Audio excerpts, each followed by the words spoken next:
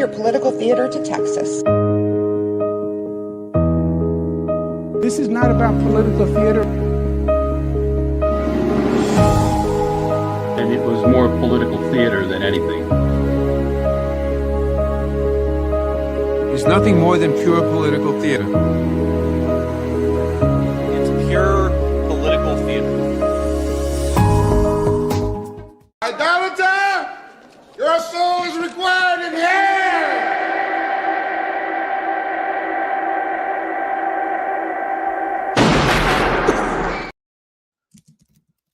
Y'all, give me a second. Listen, I have been having technical difficulties, and my AirPods wouldn't work. Then I forgot to link the damn Instagram. So what am I doing? What am I doing? Oh gosh, I know I'm a couple of minutes late. Like, y'all are in the chat already. Like, give a sister like 2 seconds. I'm always on time. Let me just get my shit together. Good evening, everybody. Welcome to Political Theater with Dr. T. I am Dr. T. Some of you know me as Dr. Michelle Taylor. Some of you know me as FemJones. Some of you understand that having multiple personalities is essential in this society in order to survive, because what the hell is going on? So happy to see you all in the chat. If you're on Instagram, you all know that you can just come right on over to YouTube, FemJones. Hit that live button and you will join us in this chat. Oh man. Oh man, oh man. We got a lot to talk about today. I have a guest joining us in about 45 minutes, about 40 minutes or so. She's in a different time zone, so we have to allow for her to take some time to get here. But remember, for the last couple of shows, I've been talking about, like, I want to talk about Kamala Harris in this book, right? And I want to talk about the protests, and I wanted to not just talk about it like, oh, this is, free press for Kamala Harris, because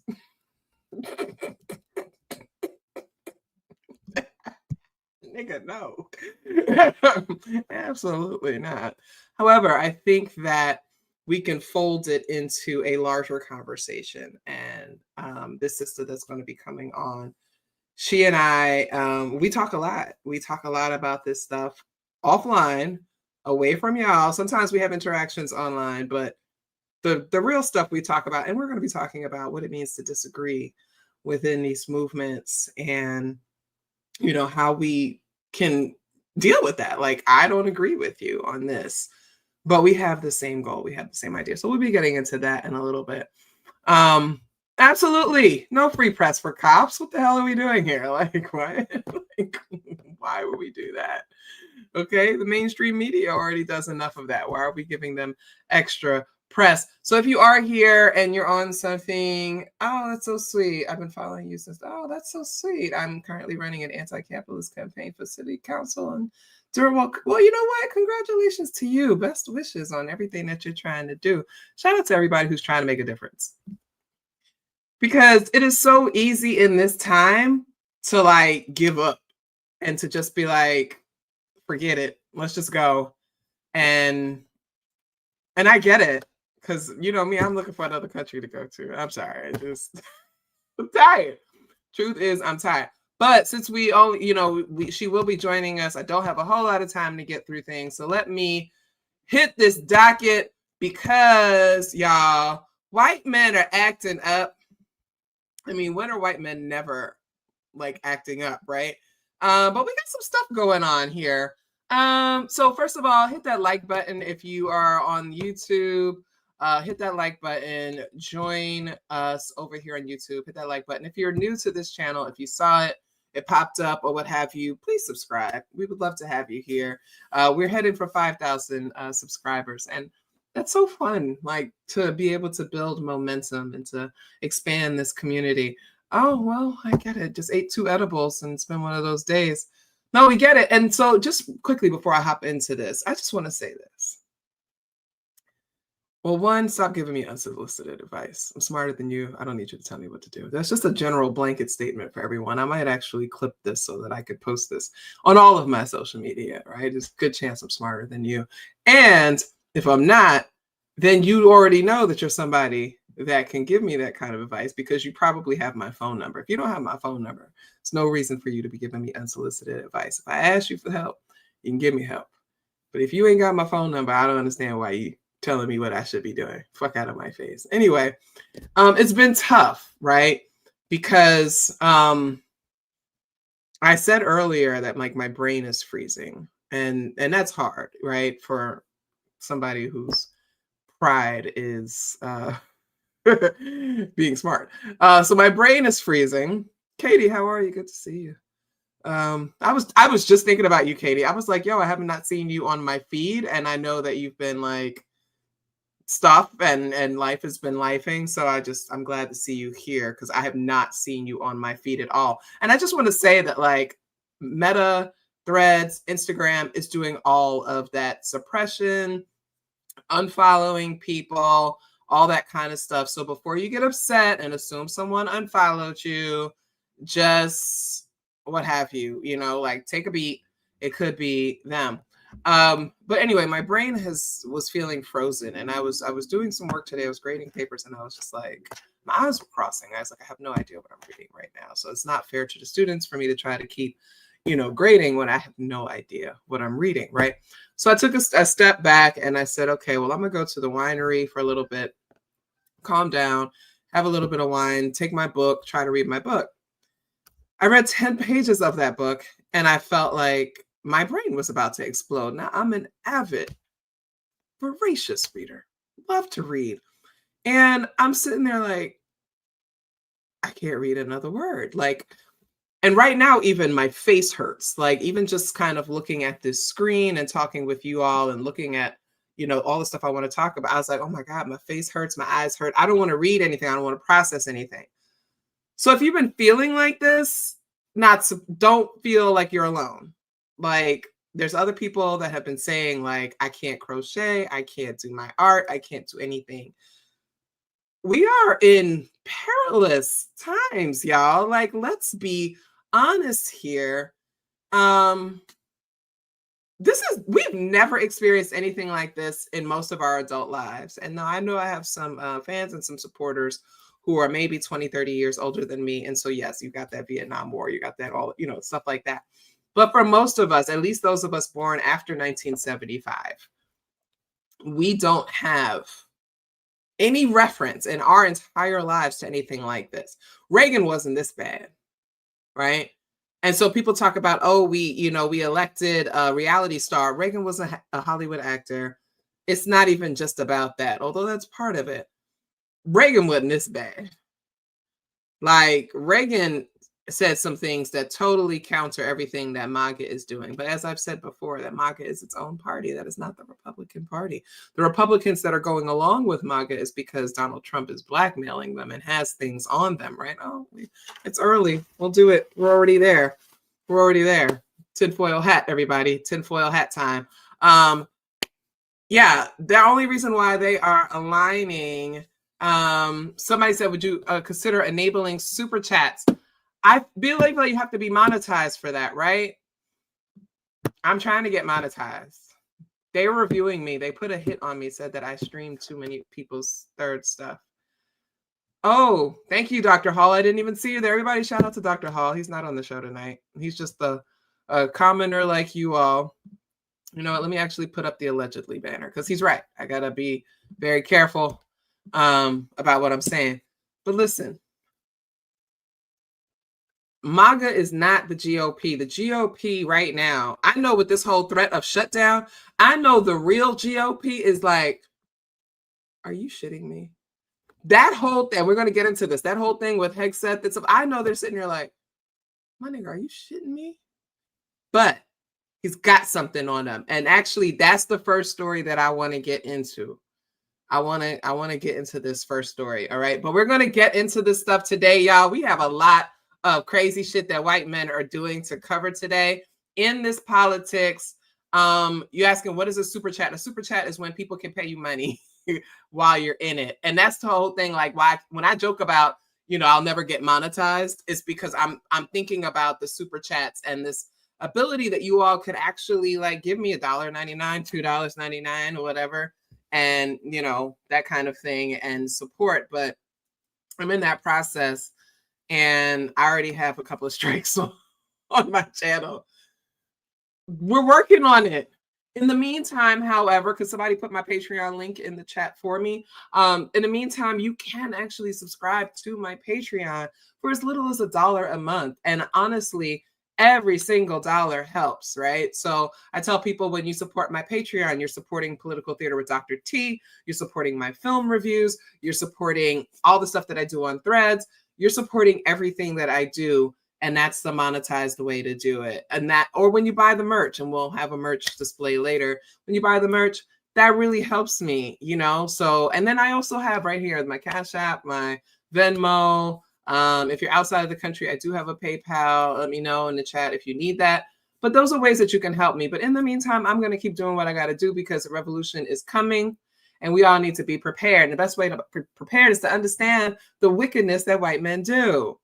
Now, I know I have white men in the chat, but if you associate and you feel like, well, not all white men, well, then get the hell out the chat, because you're not smart enough to be here. We don't do that not all stuff here. Like, get out of here. That's not what we're talking about. Okay. Everybody on Instagram, just a reminder, come join us over on YouTube. Chat is live. We out here. We doing what we do. All right. So maybe you all heard, maybe you didn't hear. Wisconsin, a businessman in Wisconsin was running for office, running for governor. His name is Bill Berrien, and he dropped out of the race. Why do you guys think he dropped out the race? While I'm pulling this up, put it in the chat why you think he dropped out the race. Now, if you know the answer, don't put the answer there, but wrong answers only. Why do you think he's dropping out of the governor race? Well, let's see. I'll give you some background. He's a former Navy SEAL, one of the 3 prominent Republican candidates. Okay. Y'all. Katie said pedophile allegations, possibly. Yes, they will do that. Like, it's like YouTube is like whatever, but I'm Feminista Jones everywhere. So you can find my Patreon. It's Feminista Jones. Y'all could do that. Didn't eat enough cheese is actually a good one. That would make sense. You're not far off. You're not far off, but it's not that bad. No, actually, you know, I'm not gonna say that. I'm gonna take that back. Bill, I apologize if you are watching this. I know you're not, but I'm going to take that back, because actually what you did was actually not bad. So, yes, in some ways, very hypocritical. So what happened? They say, and I'm getting this from CBS News, right? Bill Berrien is a lesson for all GOP candidates. All right. Please understand, they popped him. Why? Because in his Medium account, now if people don't know medium.com, I actually have an account over there too. Some of my best writing about music is on my Medium account, medium.com/Feminista Jones. You can go and look in my archives. Also, while I was writing for Zora magazine, which was a Black feminist magazine, all of my Zora writing is there. So you can actually go. Medium is great. So Medium is a blog, right? And you can follow other people. And so your man's was following polyamorous accounts, non-binary kind of OF light accounts, okay? Your man was following people that were being sexually explicit, right? Many years ago. I mean, he was just like, what's the big fucking deal, right? They said that does not align with the Republican values, right? But we all know that the Republicans are all the ones that do that. And so the way that the right-wing media is depicting it, they're saying that he was into transgender porn. That's what they're saying. He's not gay. They said that, but that's not what it is. One of the people he follows is non-binary, but you know how they are. So they've been pumping it like, oh, he was following transgender porn, although they haven't been as kind in those words. They use the slur. Listen, he said, I had no idea that running for political office could be almost as dangerous as hunting down war criminals in Bosnia. He's a former Navy SEAL. That's what they say they got him for. So they uncovered this and basically came at him like, you dirty bastard. He resigned, right? But he's not wrong, because he said, this was years ago, he was like, for what? For reading? Nothing illegal, nothing unethical, and nothing immoral. Just reading. Wouldn't you want your political and business leaders and all of society, frankly, to be widely read and thoughtful and aware of different perspectives and ideas? And I am there with him, because if it's allowed on Medium, it ain't that damn bad. Medium is actually pretty, whatever, pretty conservative.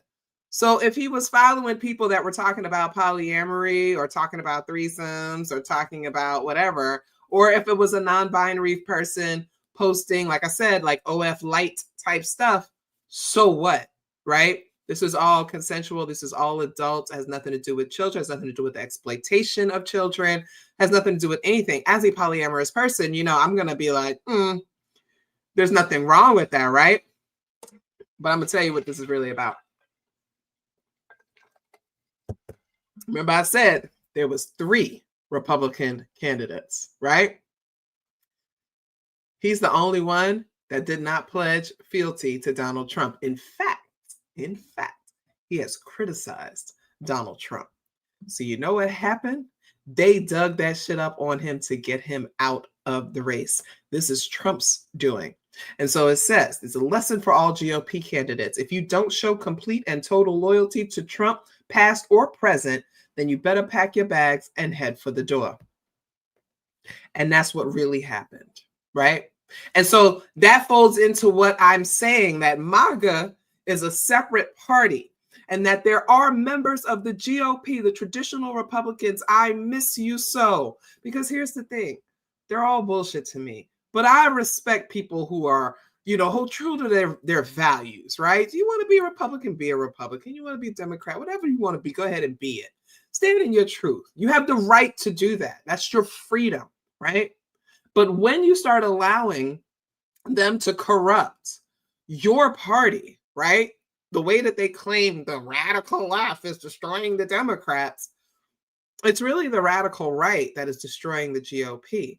But here's someone who's a great example of what happens when you don't pledge loyalty and fealty to Donald Trump. They will bury you. So please know that this is what's behind this, okay? Because that man wasn't, like he said, he wasn't doing nothing illegal, nothing immoral, and nothing unethical. He ain't cheated on his wife. He ain't abused his kids. He's not like that judge in Charleston that we just talked about that got popped for CSAM. Like, it's crazy, right? And you said, and Trump isn't nearly as smart enough to do this. He's got handlers getting dirt on any and all GOP that don't fall in line. Absolutely. Trump is not doing any of this. Guys, I'm going to show you some of this speech. I actually watched that 110-minute speech that he gave to the military. And that man is not here. You talk about Weekend at Bernie's? That is not here. So no, it's absolutely not him. It's Stephen Miller and Stephen Miller's crew. Pete Hegseth he's an embarrassment. He's got to resign. I'm telling you, I'm calling it, y'all.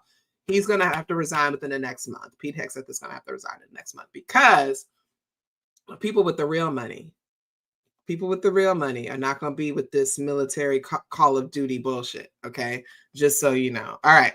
So anyway, that happens. And so that is, like, again, we talk about political theater. This is complete bullshit, right? But you are not safe right now. And that's what the descent into fascism looks like. If you say anything against Donald Trump, it's over for you. It's over for you. You could try to run 10 years from now, and they'll be like, in 2023, you said this about Trump. You're done. And so as this businessman, he was just like, that's what y'all gonna do? All right, then. So there's 2 other GOP candidates, and they are loyal to Trump, right? So we'll see what happens. All right. So Ted Cruz wants us to focus less on pedophiles. Am I allowed to say this is why I'm never going to get monetized? All my favorite YouTubers, they know how to speak without saying these things. I can't do it. I'm just going to say the words, which is why I don't get monetized, which is why if you were going to get a $1.99 super chat, just send me $1.99 on Cash App. Send me $2 on Cash App. It's fine. All right. Let me share this with you all. Hold on. Got to see this. If you didn't get a chance to see it, we're going to see it now. All right. Bipartisan agreement. I think that's a great idea. We should. Booker also said we should have bipartisan agreement. I think that's a great idea. We should have bipartisan agreement. How about we all come together and say, let's stop murders? How about we all come together and say, let's stop rape? How about we all come together and say, let's stop attacking pedophiles? Well,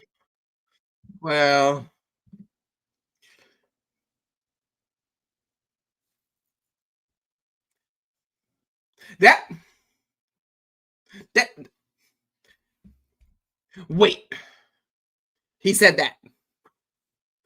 He said it. He said it. He said, stop attacking pedophiles. That's what he said. You all heard it clearly, right? I didn't make that up. He had us in the first half. Raphael is losing it. You understand?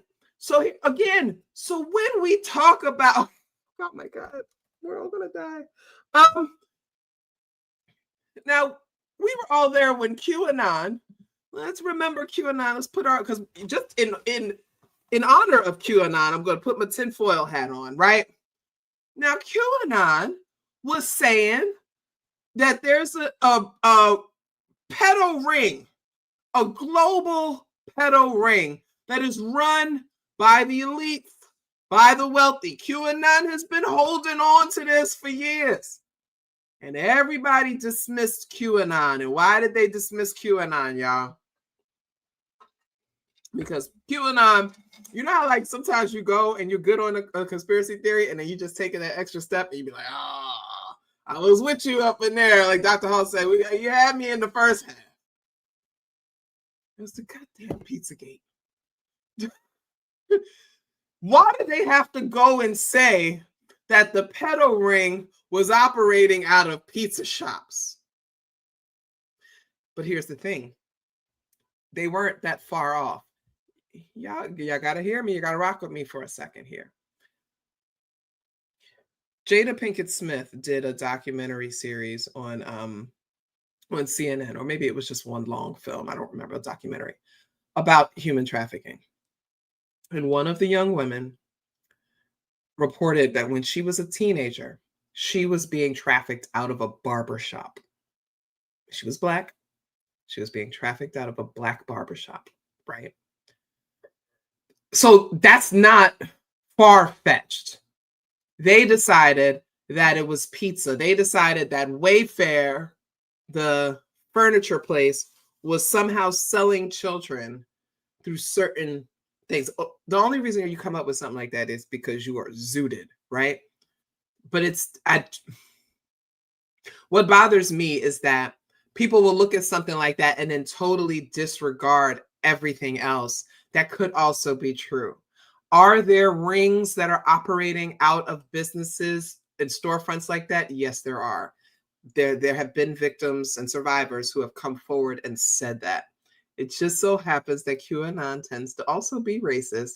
And so they're not actually listening to the stories of Black girls and Black boys who have actually experienced those things, because that would have given some credence to what they were saying, right? But I agree with you. Nicole, you said that Americans love pizza. It's very easy to kind of make that connection. And they said that Hillary Clinton was behind it, right? She was one of the people that's behind it. Now, anyway, the issue is that they went too far, right? But I was just talking the other day, like on Threads, I was like, I just had this moment. Every now and then I just have these moments when I'm smart, I'm a researcher, I'm a scholar. I think about all these things all the time. I'm always thinking about, I'm an activist. I'm always thinking about things. I can tolerate some of the most heinous things that you can possibly imagine. I can read about it. I can look into it. Just today I posted about, somebody was talking about there's AI that now allows you to shoot women, right? And I said, well, yeah, that just kind of reflects the prawn. We're gonna call it prawn. I'm trying to stay monetizationable. There's prawn where, you know, men act out killing women, but usually I said there's more of it that is strangulation or hanging. So and this is not on the dark web, y'all. This is on regular prawn sites, regular sites that you go when you want to look up a little nasty video, help you get off. Them same sites, if you look and you search, you'll find videos where they're simulating killing women. And that's not new. And it's hundreds of thousands of likes. There's so many of these videos that exist. And again, like I said, it's not even the dark web. So this is a thing. And what I was kind of sitting with the other day is just like, I did a download that it is just so much. They're everywhere. Like, we used to be allowed to think that nasty, perverted, violent, pedo was a rare thing. I remember growing up, there was a lot of panic, right? So, when I grew up, I was born in the late 70s, but like around that time, late 70s, early 80s, there was a lot of fear around serial killers, because back then they were kind of rampant, right? Some of the most famous serial killers were in the 1970s. And so a lot of parents were just like really scared because like the kids are getting popped and picked up off the street and stuff like that. So I remember that being in our consciousness. I don't know how many horror fans there are, but that's how Nightmare on Elm Street came to be, right? So like Wes Craven is kind of responding to that panic about that scary child violent offender and what could happen, right? And so this idea that all the parents came together to get rid of him because of what he had done to their kids, right? So it becomes this whole horror series. These were very real concerns, y'all. You understand what I'm saying? So I feel like we have known for a long time that this is what happens, but it's so hard to just accept and to be like, yo, I could be working with people that are sexually abusing children, their own children, taking pictures, taking videos, and selling them online. Or they're inviting people to come to their homes to do this to their children. And I know, I'm sorry, I should have issued a trigger warning, but coming on this show is a trigger warning. But it's like, I just had a moment the other day where I just kind of like, I lost it. I lost it, y'all. Like I was just in my house, like, I'm glad I wasn't recording because I just kind of lost it. I just lost my shit. I was like, it's everywhere. It's all of them. And America, the United States of America is about to collapse to cover it up. That's the thing that's getting me. It's like all of this to cover up the fact that the president was raping kids. Not just our president, but all these other heads of states, all these other wealthy people. QAnon was not wrong about that. Y'all, we're now learning. Thank you, Jeffrey Epstein, who was popped, not thanking him, but you know what I mean? Like the fact that he got popped got people actually talking about this, right? Ghislaine getting 20 years, they got people to actually talking about this when it used to just be hush hush. And I'm gonna tell y'all something, y'all ain't gonna want to hear this shit.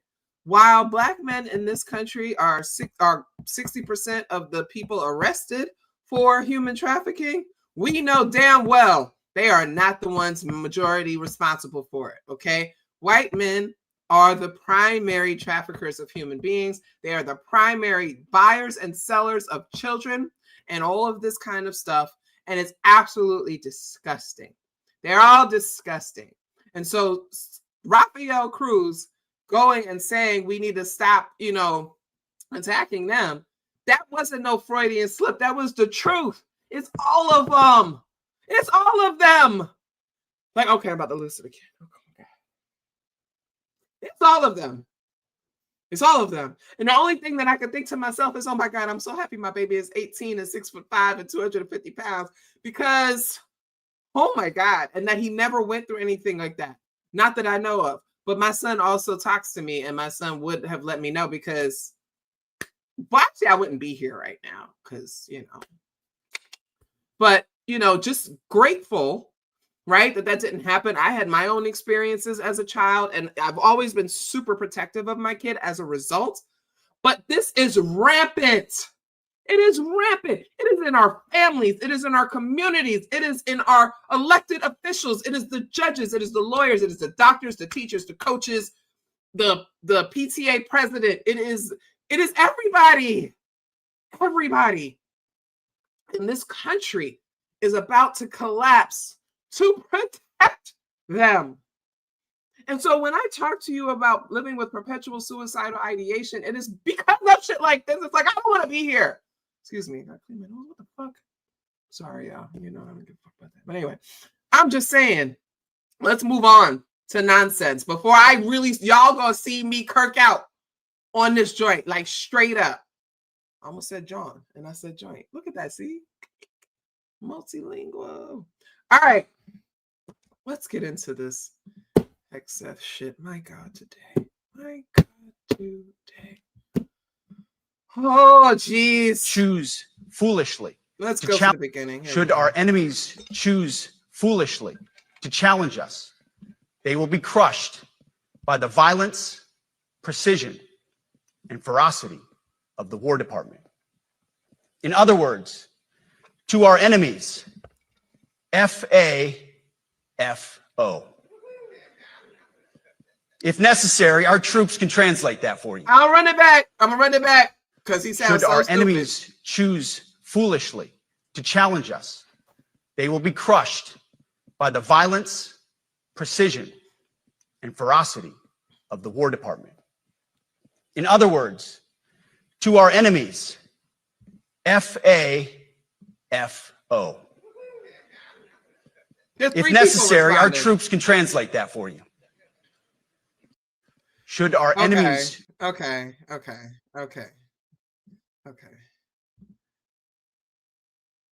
Friends, first of all, fuck around and find out that comes from us. White people in this country ain't nothing without us, right? They stole woke from us. They stole around and find out from, they steal everything from us because black cool is the best thing that America can produce. But that's a whole other thing. Y'all heard that man stand there in front of all of the leaders of the military, all these high-ranking officials, and sit there and say all of that bull, and 3 people responded. Y'all know they was sitting there like, I know this sexually assault and rape. Okay, where's the banner? Let me just leave up the banner for the whole time because I'm not trying to get sued. I'm just not. But allegedly, not allegedly, that's a drunk. He knows he's a drunk. They talked about it in the hearings that he's a drunk. It's okay. I'm a drunk too. I'm drinking right now. Do you? You know what? I'm not going to go sexually harass or assault anyone. I'm just putting it out there. Absolutely. Hegseth is the least qualified military person in the room, yet he rants about DEI. You're talking about a Fox News reporter. All of these people, all they care about, right, is that image. And I've always had a theory about men that actually get into entertainment. They have very small penises or they are short. It's got to be one or the other, allegedly. But anyway, because why are you out there chasing the spotlight? Don't you have a house to build? It's a wild boar to kill. You have a family to take care of. Why you out here? All of this, the selfies and the photo shoots and shit. You don't need all that. Go home. Go be a man. Make men again. But anyway, but so they had the military there, and they're giving this speech. Now somebody asked me. They said, "Well, do they usually, air these speeches? Do they usually record them and stream them?" I said, "No, because they don't have these conversations." They don't do this. So none of this is normal, okay? None of this is acceptable. But let's get into Trump. Oh, we got to get there. Oh, they pulled the video. Hold on. Trump speech to generals. Let me see if I can find it because I have the timing for a particular one. Oh, man. Oh, wait. Is this the full one? Okay, yeah, here we go. All right. I think I found a new one, guys. And we got to go to minute 10. Hold on. Hold on. Never want to use that. Never, never, ever. We were a little bit threatened by Russia recently, and I sent a submarine, nuclear submarine, the most lethal weapon ever made. Number one, Wait, you hold can't on. detect it. There's no Hold way. on. I gotta We're go 20 back. Hold on. upgrade that also, and just hope we never have to use it. We have to hope we never have to use it, because the power of that is so incredible. I see things I don't think they'd show it to you. I really wouldn't want them to show it to you.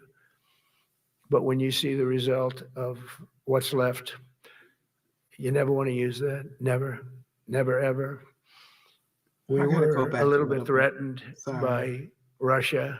Sorry, let me go back because the Recently. other one I We're had not it. going to have any of that crap happen, I can tell you. Hold on, y'all. That I'm was sorry. terrible, so terrible. Together Just listen we're to how he's talking, though. reawakening the warrior spirit, and Okay, it's coming. this is a But spirit look at that won his and look at built his this nation disposition. from the Listen to his voice. cavalry This that is not how tamed he the Great usually Plains sounds, to right? the ferocious, unyielding power of He's not on Patton Adderall Bradley, right now.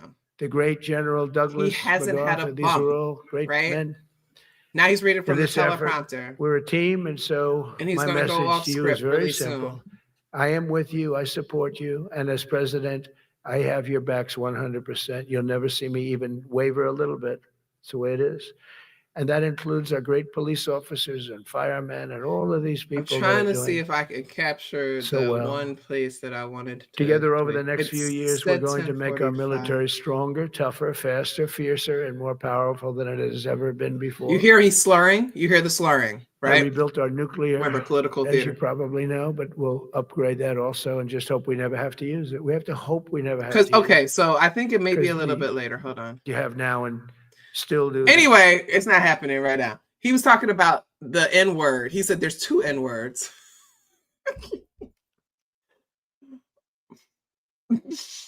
He said there's two N words that you can never say. You know, one of them is this, that word. He was talking about nuclear. He compared nuclear to. That's your guy. I just.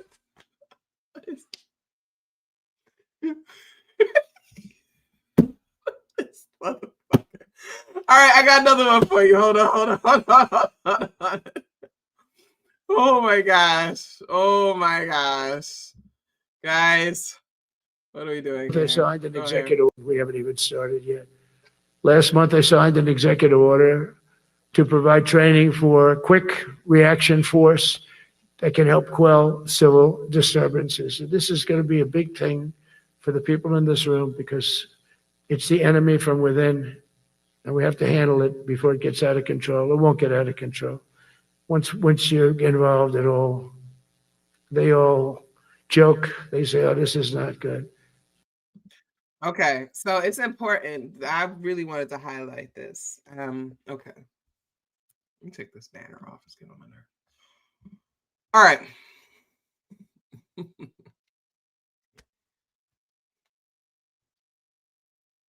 This enemy within thing, right? He'd been talking about that for a while because he was setting us up to prepare for his deployment of the military on US citizens, right? He's been trying to make this case that United States citizens need to have military intervention because there is something bubbling underneath the surface, right? He also, and I watched the whole thing, so I'll give you the highlights. I'll give you the ChatGPT version. He talked about there's an invasion happening within. Actually, I took some notes, and so I will read them to you. But he was kind of going on like, okay, when he was on script, it was clearly written by like a 27-year-old. Okay, just linguistically, again, for those who are new here, I started political theater with Dr. T to analyze the way that people talk, the way that they do their speeches and kind of things like that to kind of give you the real deal. So that's always going to be a part of what I do, right? So his speech seemed like it was written by a 27-year-old who goes on TikTok to try to convince people to buy their Delta 9. My chiefas know the problem with that shit, right? Okay, making sure. All right, so when he's on script, it's actually coherent. It's juvenile, but it's coherent. But when he's not, it's all over the place, and it does sound like somebody who has some kind of degenerative brain issue, right? Doc, you're in the chat. You study people with brain things. You're the brain guy, right? He sounds like the way he mumbles, the way he's slurring, the things like that. Something else is going on, and I just say that as a person with a parent that is dealing with that. It's something that you notice and you pick up on a little bit more. So some of the things that he said, what did he say? He said 1 year ago, you were a dead country, and now you're the hottest country in the world. Putin said that to me when we met in Alaska. He's been on this idea that the United States is dead. He's said that a lot, which is really interesting, because if the United States was dead, then he would not be president, right? But he's been going this whole thing, and he goes deeper and deeper and deeper into it. This whole sleepy Joe Biden, he was asleep at the wheel, auto pen, dead country, all this kinds of things. So basically, the United States did not exist before him, or that it was in a coma of some sort before he came to revive it. That's his narrative. I want you to also understand that that is the narrative of a despot. Okay?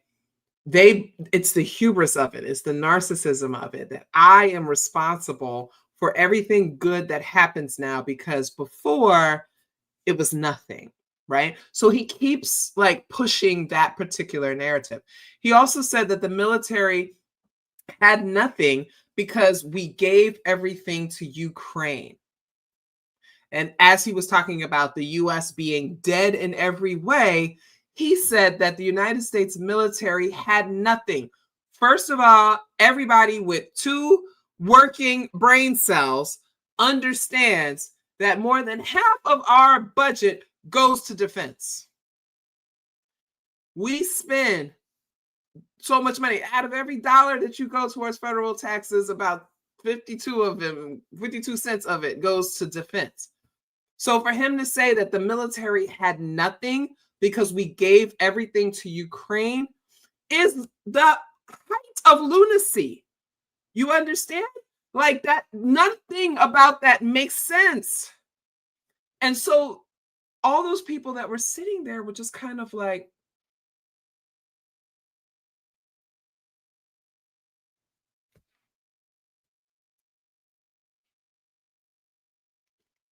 because what the hell are you talking about? Like, they know this. Like, what? So he also said, let's see, he said that Biden was surrounded by the radical left lunatics who were brilliant people, but dumb when it came to politics. How are you calling people dumb and calling them brilliant at the same time? And then he said that Biden, I need you all to hear this because I had to suffer through this, so you have to get this. He said that Biden allowed Venezuela and the Congo to dump all of their prisoners and their people in psychiatric wards into the United States. He said that with a straight face, that they emptied their prisons and their asylums, and all of those people came to the United States. That's what he was saying. Okay? So the Congo's like, how did I get in this? After also claiming that he ended the wars in the Congo, people are still, okay, whatever. Anyway, that's a lot of the stuff that he was saying. And it was really, I put this on Patreon. I said, as a professional public speaker, it's hard to watch because I don't give a damn what you're going to say. You're going to say what you want to say, and that's totally fine. But at least do it well.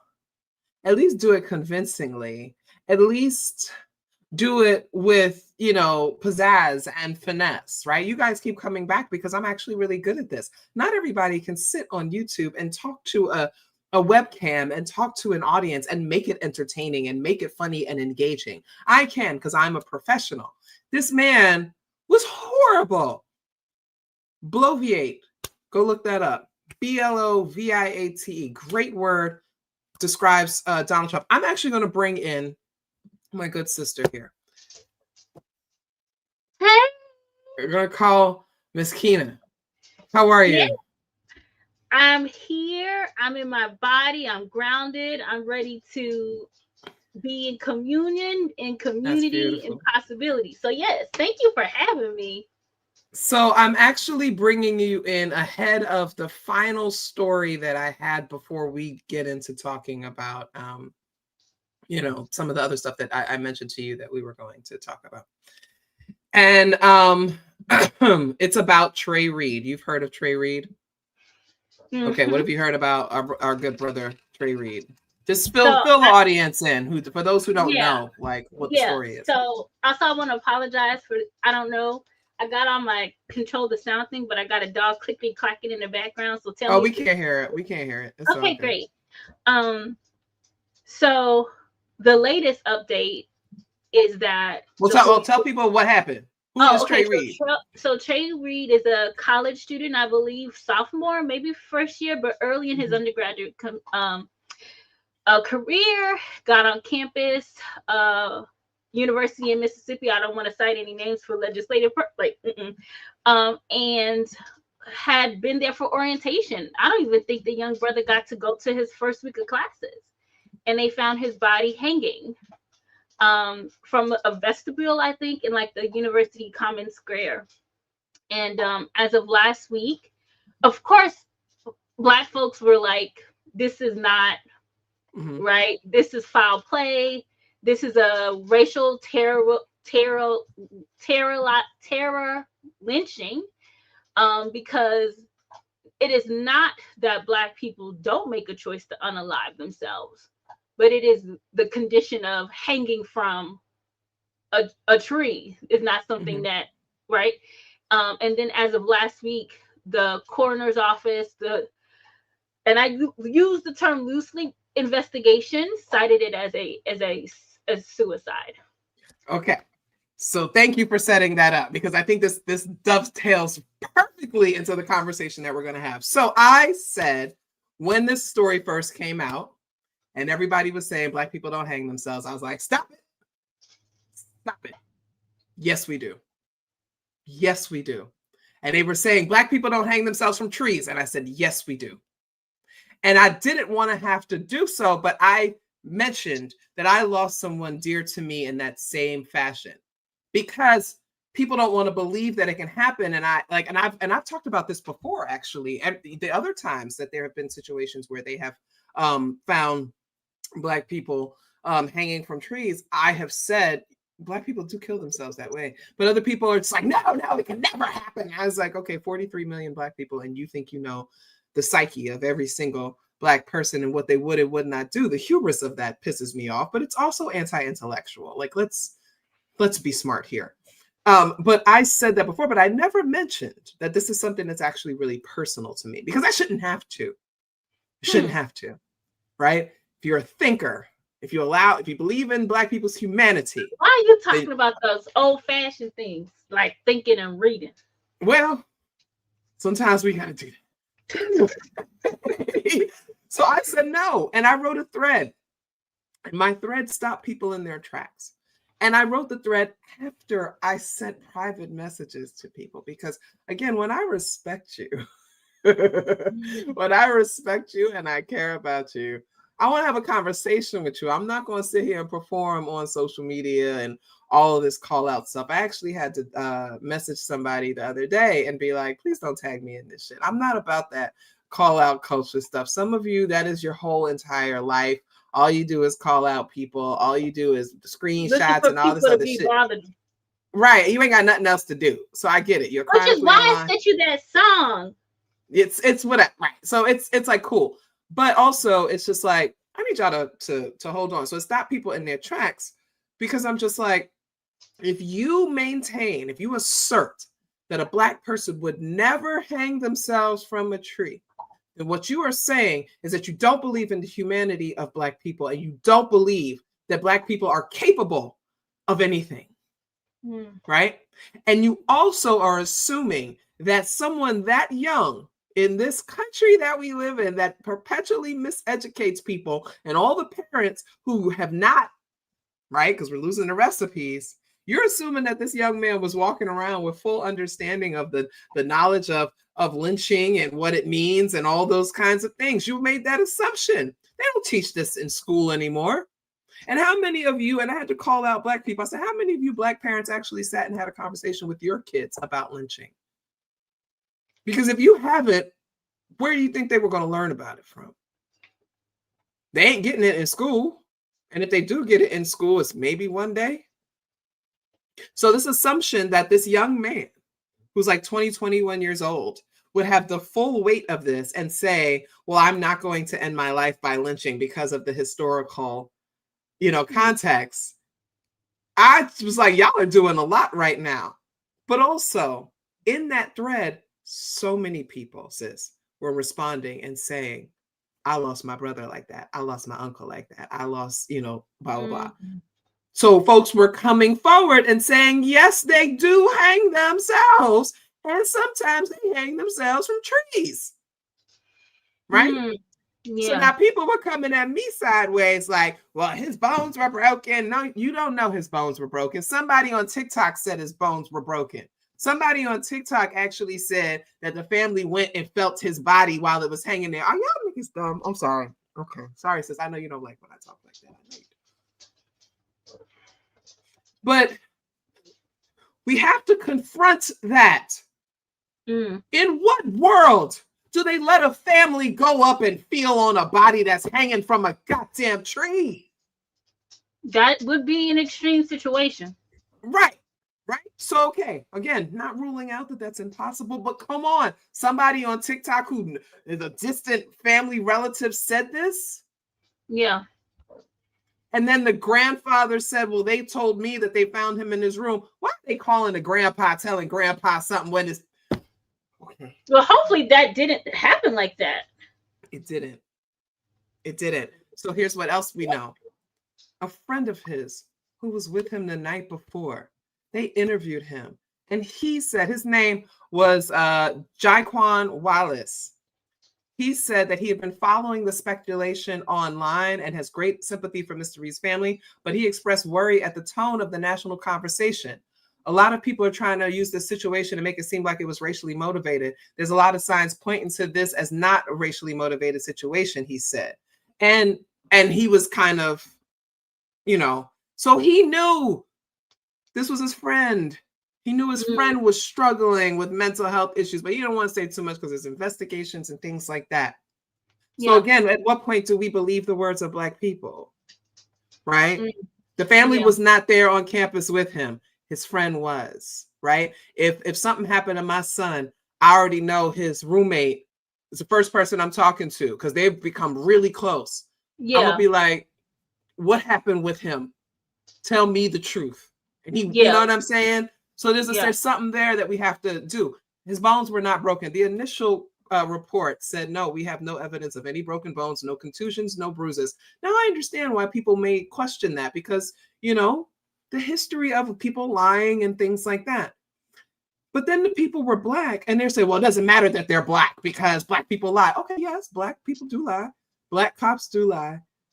But as I said in a previous thing, I said, why would a Black person lie in this climate to spark and stoke these fears and this rage and things like that, which would probably only invite people to come down to this area, to come to this campus, to protest on this camp? Why would they do that? Again, let's think this through, right? But then they have the footage, which is what I said before. I said, y'all, I said, let's put our thinking caps on. If it's in the middle of campus, don't you think they have footage of this? If somebody lynched him, if somebody broke his bones and hung him in the middle of campus with all the lights and all the cameras, wouldn't they be able to see that? Now, sis, now when I bring this forward, and this kind of goes into what we're thinking about, it's like, y'all think that I'm just being oppositional or that I'm being contrarian. And I'm like, no, I actually want us to think these things through, because when somebody does actually lynch a brother, I want us to be able to be in that space. But I also don't want us to deny the fact that young Black men, 14 to 21, have the highest rate of suicide among our people. So to make it about a racialized lynching erases this pain that this brother was going through. And given all that we know now about these young people being online and these message boards and all these kinds of things, and how a lot of them, they're doing these school shootings, they're shooting Charlie Kirk, they're doing all these things for clout, for attention. Imagine, and I'm speaking as somebody who has perpetual suicidal ideation and is a survivor of 2 different attempts. Imagine. All the first thing I thought to myself was, if this young man was feeling unheard, and I looked at his pictures and I already speculated on why I think that might be the case, especially given what I know about young Black men taking their own lives and the reasons why. I said, now, if it was me and I felt that people were not seeing the real me and accepting the real me and loving the real me, I'm going to do something that's going to make them see me. Finally. And so they said, the police have confirmed the video exists. And they said once the investigation is over, then folks can see for themselves, says Michael Peeler, the school's director of public safety and the second officer at the scene of the death. He said he could not be sure that they will come to the same conclusion as the coroner and the state medical examiner. I'm not a fortune teller, but I can tell you that they'll see the facts. Again, thinking caps. If they saw other people, don't you think we would have gotten an alert that they're looking for people? Here's the description. Here's, whatever, we've seen these people. This is a Black school, y'all. You think they're going to cover up for some crackers? The alert would have been out. 3 men seen with him at the time on video. We are looking for these people. We want the public to look at this video and see who these people are. But our people, sis, we want to believe in something that we can rally behind. And I think right now, a lot of us are feeling hurt and feeling hopeless. Now, I know I've been talking because it's my show and I just had to get that part out. I was going to bring you on after, but I'm bringing you in but I had to get that out. When I oppose the group mentality, when everybody seems to be aligned in this way, right? Thinking of the 92% and others and all that stuff like that. And then I come, or people like me come and say, wait a minute, no, I disagree. Or here's something else. It brings up a lot of tension for us.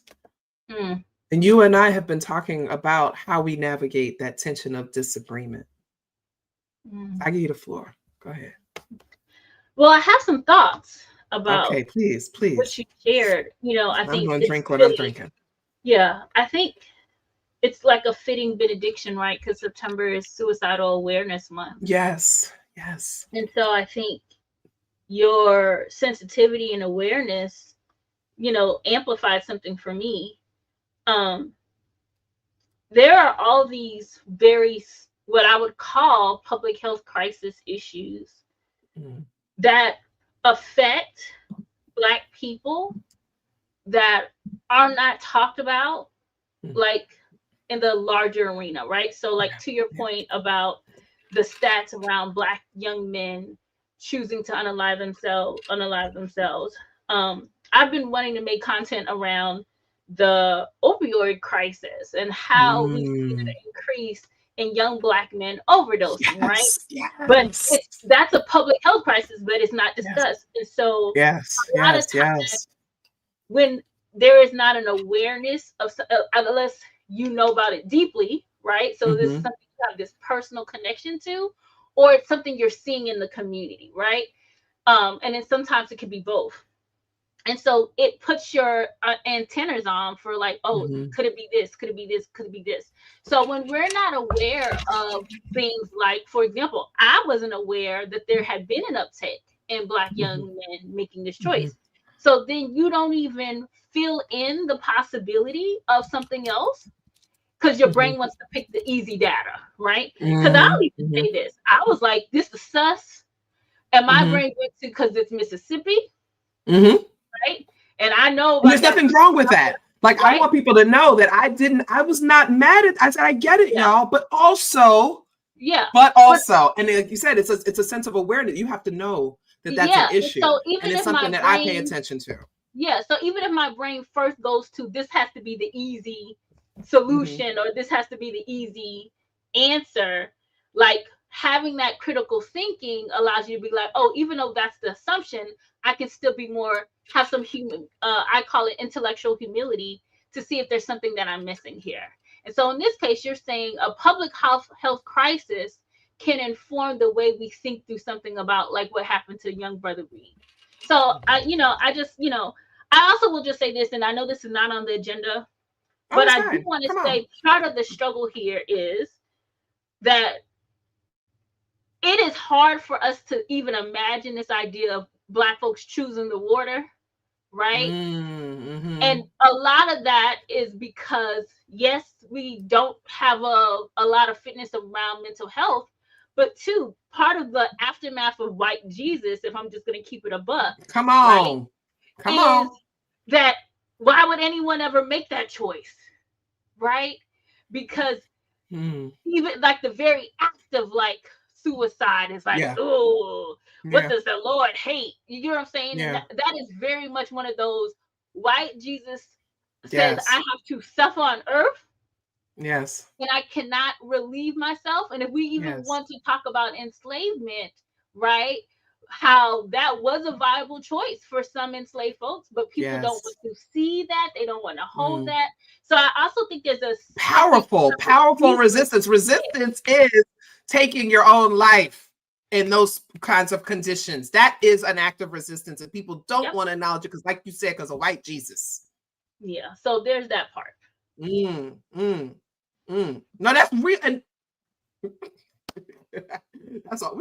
But girl, let's have another conversation. We can, because I could listen. Because we're gonna go. I'm gonna bring in my good sis, Reverend Naomi, too, because I love the way she talks about someone who had to be delivered from white Jesus. I can tell you when he done showed up in the room.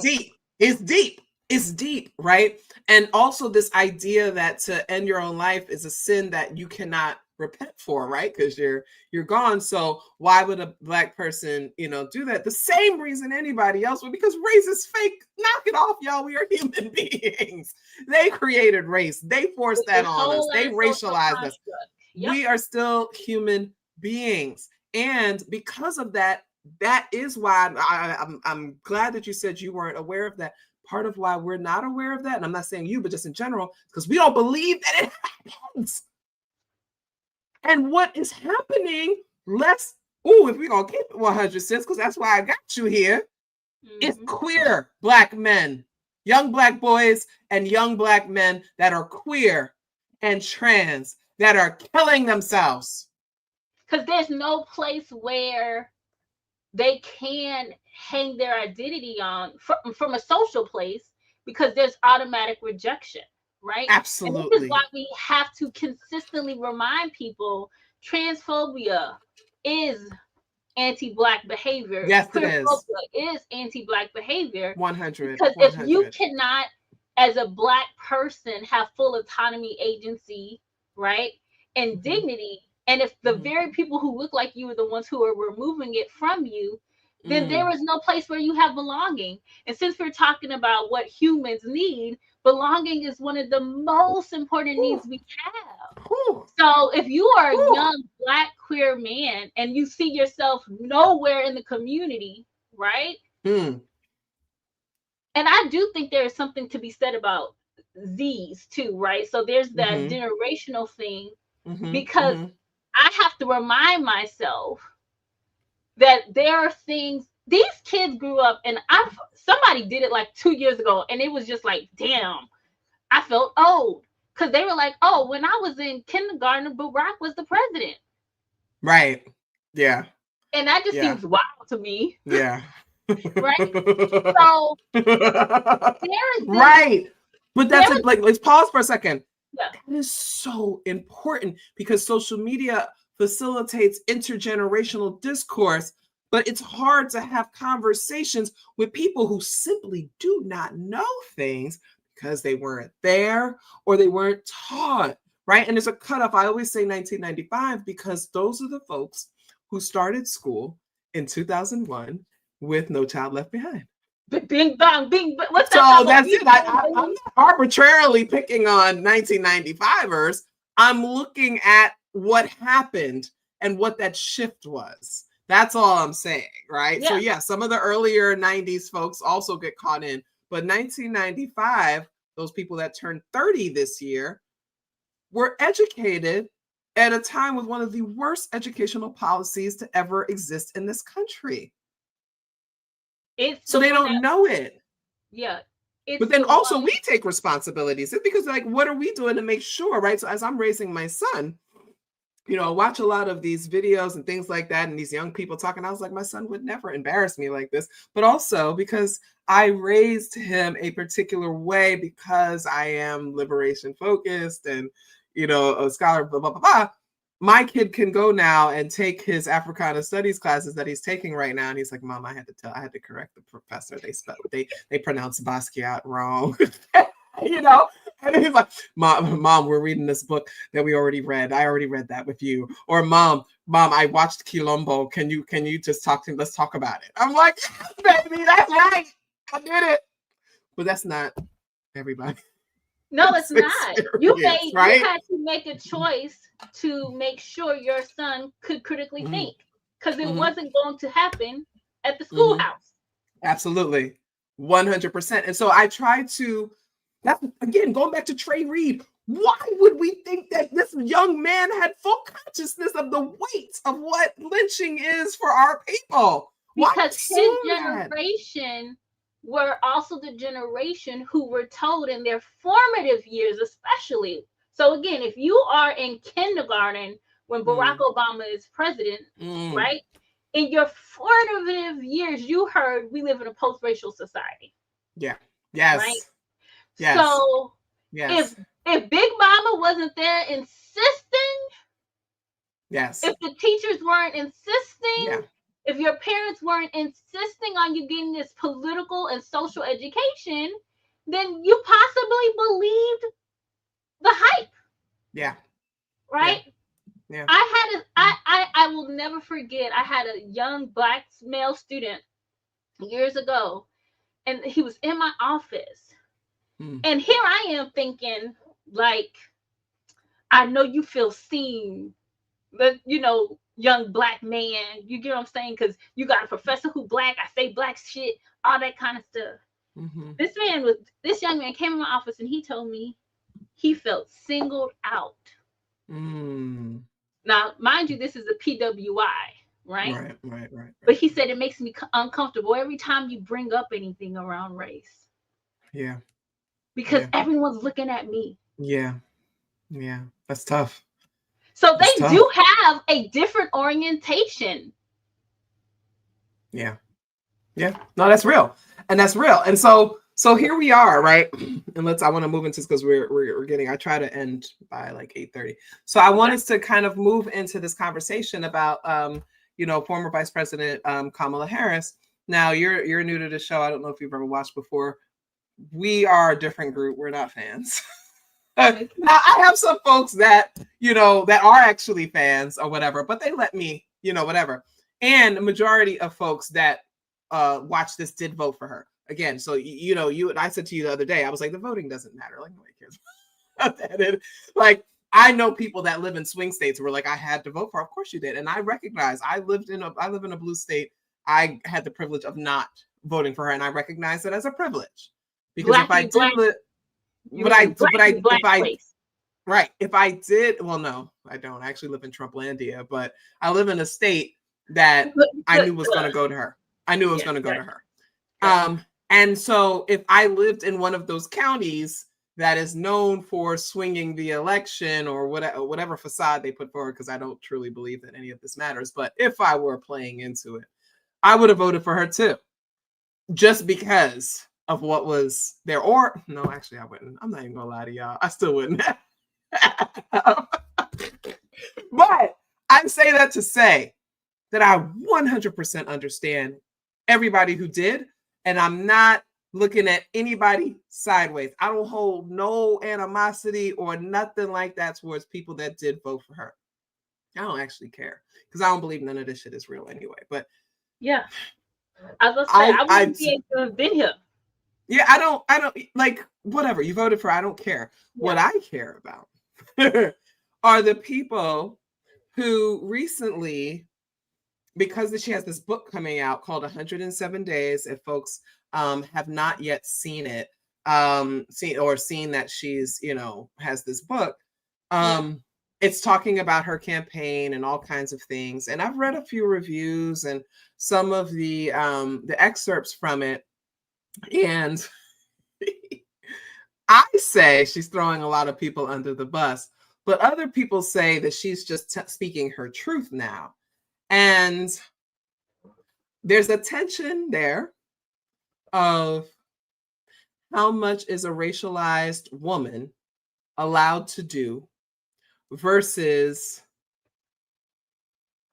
what power did she have to change the course of history? And why did she make the choice to not step into that? Right. And so one of my issues was with her campaign. And honestly, like, people ask, well, why do you go at her so hard? I said, because I feel a level of betrayal that I could never feel with Hillary. Hillary's a white woman. There's no connection there. I don't give a damn what Hillary does. There was a level of betrayal as a Black woman when I saw this woman who was half Black, half Indian, first generation, daughter of immigrants, coming forward and deciding that she was not going to be any of those things on the campaign trail.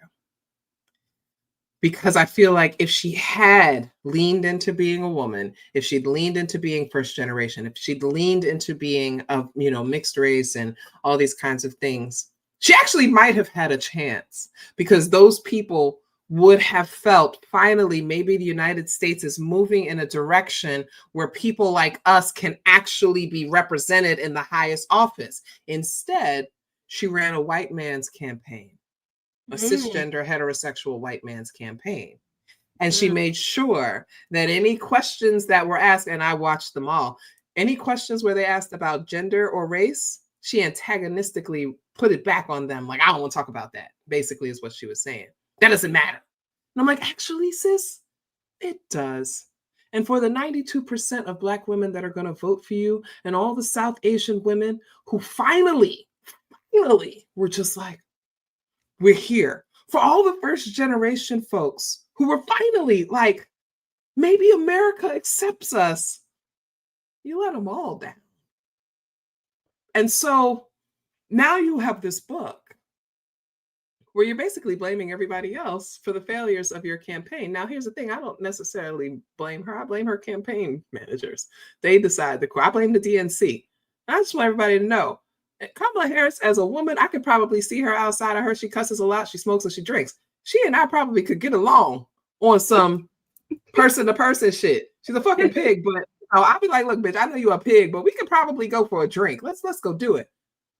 But as a larger thing, right? The DNC did this, right? So we can look at them. We can blame them. But she's kind of throwing people under the bus a bit in this book that just sold 350,000 copies. And just for the record, everybody, I want you to know that 350,000 copies is bullshit. These publishers will buy. Simon & Schuster bought half of those, just so you know. But they putting out this like, oh, one of the best-selling memoirs of all time. That's cool. That's great. But people got to pay for your book talks, right? So she's making money off of that. People are upset because, folks are protesting. They protested Hillary too. Knock it off. I saw Candace, I forgot what her last name is, the womanist theology, which there's no such thing as womanist theology. But anyway, she said that, she's never seen any vitriol like this. I'm like, did you not see what happened with Hillary? Hillary got global vitriol. They wanted her dead when she wrote her book. Like, are we just making things up now? But okay. Anyway, that's a system I'm just going to let her be over there. People were protesting Harris, bringing up Palestine and things like that, as they have always protest her. And people are upset. She's a private citizen. No, she's not. Knock it off. Let's just push that aside. When you're vice president of the United States, you're never again a private citizen, right? Barack Obama's going around talking to everybody as the president, former president, right? You're not a private citizen. Knock that off. People saying she should not be protested. Yes, she should. Every political figure should be protested. I don't care what side are you on. If people have beef with you, they can protest you. That's part of the game, right? Yeah. But then the misogynoir slides in because some people can't help it. And they want to get nasty. One of America's favorite pastimes. Exactly. They want to get nasty and talk about stuff that don't have nothing to do with her politics. Right? And then it forces someone like me to be like, ah, damn it, I got to defend her. But anyway, share with people, because you actually were, you were saying some stuff that was like really important and relevant in this moment about the situation. And I want you to share some of your thoughts about what's been going on with her and this book and the protests and misogynoir and things like that. Because I think, again, folks, I just want you to know, Kina, I love her. She's the anti-Blackness reader. She is divesting from whiteness. Those are the things that you will find her. I think she's incredibly smart. We hung out in New Orleans together at a time when Jen Jackson said I had weird energy and nobody wanted to be around me. Kina was hanging out with me. And we you mean your friend, Jen? Yeah. Because you thought she was my friend, right? Obviously, it just whatever. Everybody thought that. But anyway, we're gonna keep going. And Jen does not identify as a woman, so therefore we are not talking about a Black woman. Ashe. So anyway, Kina and I actually hung out. She's been around me. We have shared, we have broken bread. We have talked. I respect this sister. Even when we have different opinions on things or different ideas about things, somehow we always find a way to meet each other. That must be because we both be thinking. We be thinking. That probably. But I want to give you the opportunity to share your thoughts because I got to run to the bathroom. So please. I'll be right back. But I can hear you though. I have my AirPods, so I can still hear you. All right. Okay. I think while Dr. T is gone, I do think, for transparency, I am someone who made the choice to vote for Vice President Harris. And that was one of those very much thoughtful choices that I made.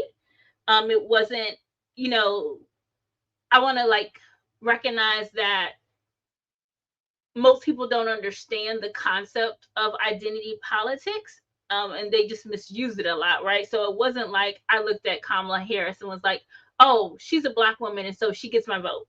And I think it's actually pretty dismissive and also very, in some ways, disrespectful to assume that any Black person, any Black femme, any Black woman would have made that decision just based off of, oh, I don't know how to think about my political choices, but I'm going to go with whoever goes to sleep with a bonnet on, right? So I think that was rude and presumptive for people to make that claim. But as someone who reluctantly voted for her for very specific reasons, after having thought about why I was making that choice, I just want to be transparent. And one of the things, the aftermath of that moment, is there were so many Black creators that I followed, like Feminista, but a lot of other, melanated folks in the diaspora And I saw how difficult it was for so many people to provide critique that wasn't dehumanizing. And this is part of where you and I think, got a stronger relationship, because I was like, Dr. Taylor has figured out how to do this. Like, it can be done. You can actually provide thoughtful political critique without having to call this Black woman everything aside her name. Why so, call her a cop? Yeah, but but I was struggling. I literally, listen, I think we talked about this in New Orleans. I lost a friend because she literally just wanted to be able to call Kamala Harris a whore across the internet, right? What? You don't remember me? I was drinking. Okay, well, literally. Maybe I was being weird. Maybe Jen Jackson's right. Maybe I was being weird. I was drinking. But no. Actually, I do remember. So, okay. Yeah. Because I was there. I was in the moment. So, but I was just like, there is a way that this can happen. But so many people struggle with that. And part of that struggle is because people lie and say that America's favorite pastime is baseball. I'm going to say it's shitting on Black women, right? 100%. Everybody loves to do that shit, right? So it was really hard to find people. It's like people were like, this is I compare it all the time to the white person who's like, I can say the N-word because I'm with in the club, or how they say in the club, we all friends. And so I do think there are lots of people who are like, oh, well, Black people are calling Black women bitches. Okay, I've been waiting my whole life, right? So that was a significant struggle, I think, is seeing like, how do we disagree? How do we have these heightened, difficult conversations, right? Because they are communal, right?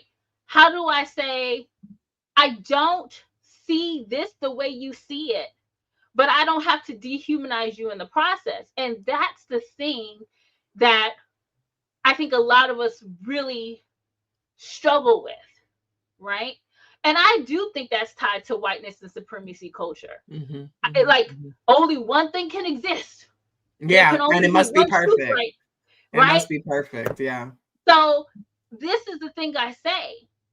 I can sit here and say, sis, that is not how I'm feeling. I don't agree with you.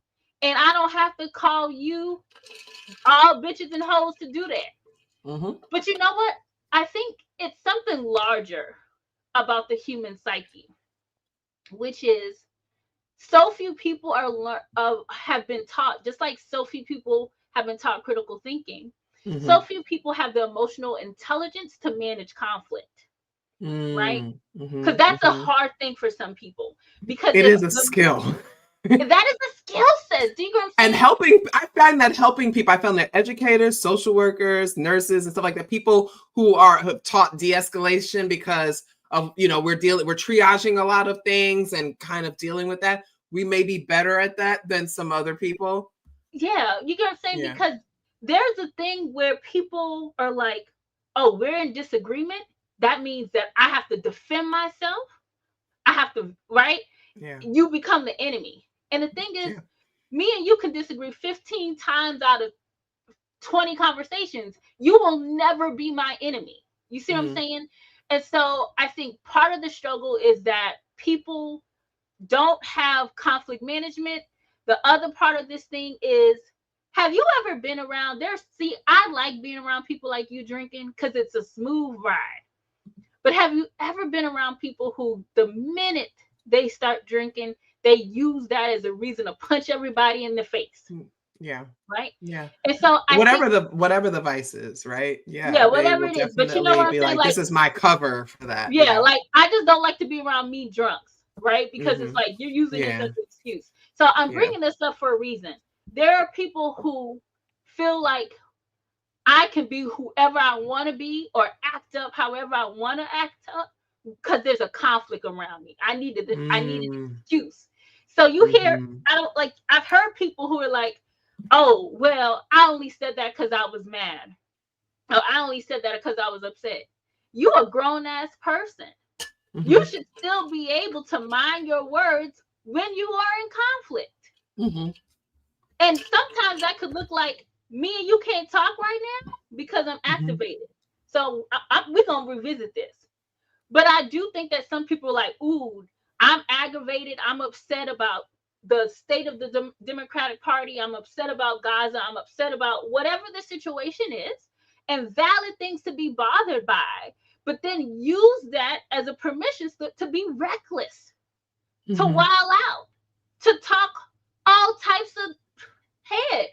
And that's the difference between, and this is probably going to be my spicy hot take here, is I'm an educator who influences. Meaning I knew how to educate before I showed up in this conversation. All right. So I have to be able to do the thing that I tell people about. And so there were a lot of people who couldn't figure out how to provide critique because they don't know how to provide critique. Yeah. No, and that's important. That's important. And so, like, again, so I think that that larger thing that I was saying, that it's like, you know, people will be like, oh, is this rage bait or whatever? I'm like, just because I have a different take on this or a different understanding, or I'm processing this differently, doesn't mean I'm doing it because I'm trying to rile people up. I'm trying to get rage. I'm trying to get attention and things like that. I'm just thinking, and I'm thinking critically, and I'm sharing a different point of view with you, but you're rejecting it outright because it does not fall in line with what makes sense to you. And what makes sense to you is rather limited because you don't have the education, you don't have the experience, the exposure, you don't have the expanded worldview. So you receive my opposition as an attack, when actually this could just be a launch pad for conversation where possibly we could meet in the middle somewhere. I can learn more about what you're thinking, you can learn more about what I'm thinking. But people have seemingly lost the ability to do that in this era of social media, in this era of my self-worth is determined by likes and clicks and views. That part. So I'm seeking the validation. So I'm seeking the validation. Yeah, so Sis, just real quick. Yeah. Go ahead. No, go ahead. No, I'm just saying, so if I need you to validate me and there's disagreement there, then I internalize that. Yes. Name it, because I have said this so many times. It's like, I don't like this movie, and I'll say, I don't like this movie. And people lose their minds because they liked it. But because I don't like it, now somehow they feel like I'm making there's a personal indictment on them and their taste and what they enjoy and who they are as human beings, because someone like me with the platform that I had did not like this thing. Now they're second guessing everything. Now they're just like, oh my God, maybe I'm not smart enough to realize that I shouldn't like. I'm like, oh my God. Like, and then they're adding an attack. And like yes. An ad hominem right now. Yes. This is personal, right? Yes. I can disagree with you and not feel as though I'm a wrong person or invalid because of that. Yes. And like you said, and we see that in stan culture too. We see that with the Barbs and the Beehive and the Navy and all those people. It's just like, and the Swifties, it's like, you know, I'm allowed to not like this person, right? In their minds, no. But that goes back to that group think you mentioned, right? That like, we're all just pacing at the same pace, and and it again, with the toxicity of the now, because we have that desire. Go back to we want to belong, right? I want to belong, and so here's something that disrupts that. Now I have to have a full on existential crisis. Yes. And I want to talk about this comment here. It says there's also not a lot of tolerance for legit neurodivergence that shows up on both sides too, that ends in dismissal. And the reason why I'm highlighting, thank you so much for saying this. I appreciate that comment. The reason why I'm saying this is because there are people who hide behind neurodivergence as an excuse, right? And we've seen that a lot in the last few weeks. Because you ain't about to get me. White people who say that they are autistic have been using that as an excuse for the hateful things that they have said or, you know, the white supremacy that they uphold. Please understand that autism, it does not uphold white supremacy. ADHD does not uphold white supremacy. Okay, bipolar 2 disorder does not uphold white supremacy, right?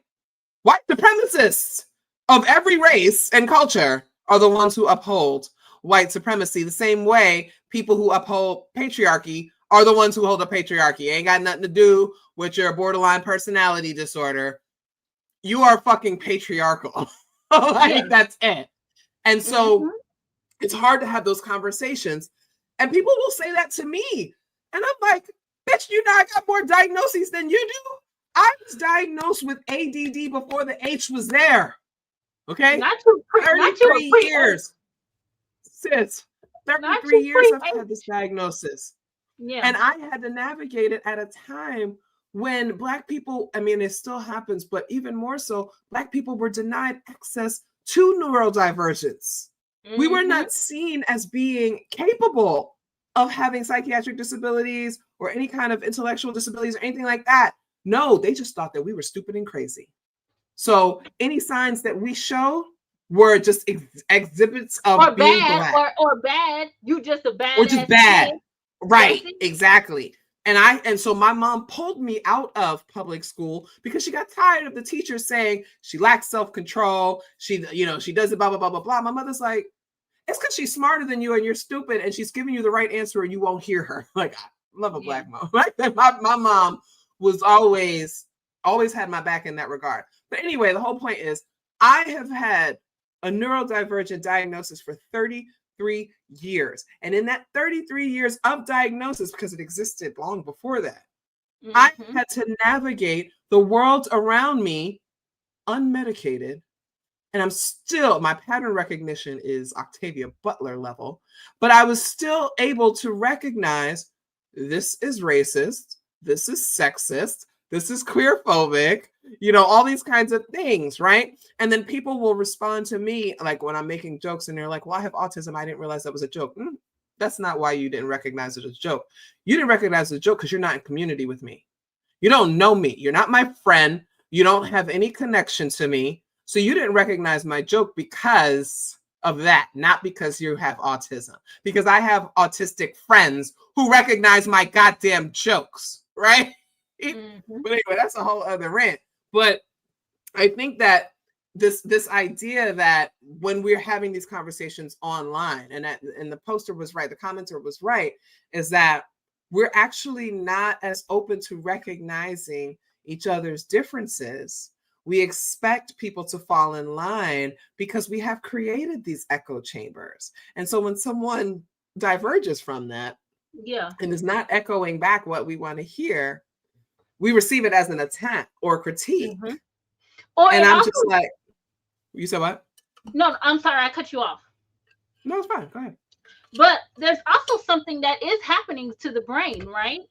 So if I say, oh, Dr. T, Black, woman, brown, whatever, our brain has cognitive schemata. It literally is like our brain's filing cabinets.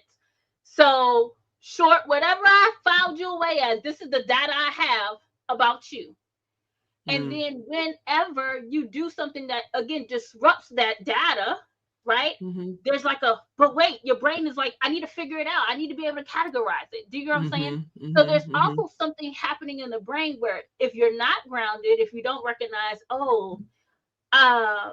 this is just new data and I have to be comfortable with it, as opposed to having this like emotional,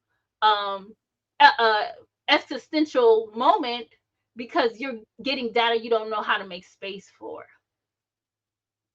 And so that still goes back to how am I as a person processing information?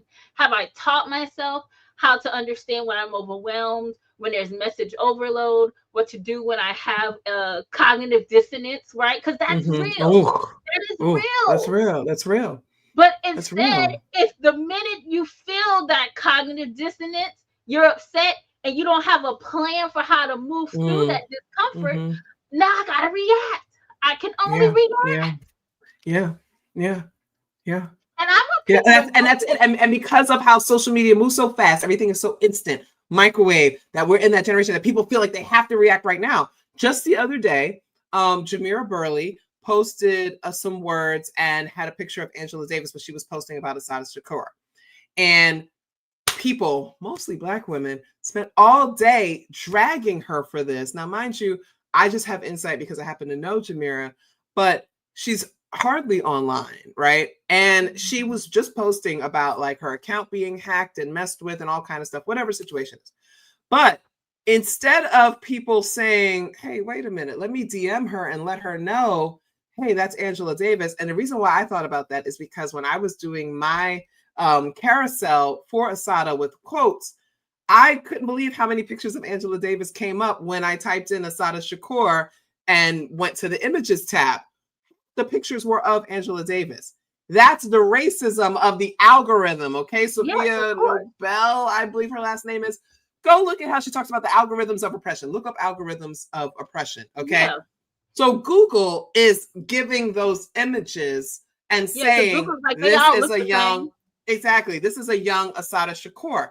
Now, I also know that there are not a lot of photos of a young Assata Shakur. So if you are not plugged into what she looked like, you might see that a photo of Angela Davis and think, because Google just told you, right? From the first line of photos, that that's Assata Shakur. People didn't stop to think that that could be an option. Again. So wait, they just came for sis? Yeah, came for her all day long. People I follow, people I rock with, I sent so many private messages like, yo, this ain't it. This is not it. Because first of all, you didn't give this sister the benefit of the doubt because you don't know who she is and what she does. And like we tell everybody, people that support me and love me will come behind and say, do you even know who you're talking to? So that was the irony of it. I was like, y'all defend me all the time and I love you for it.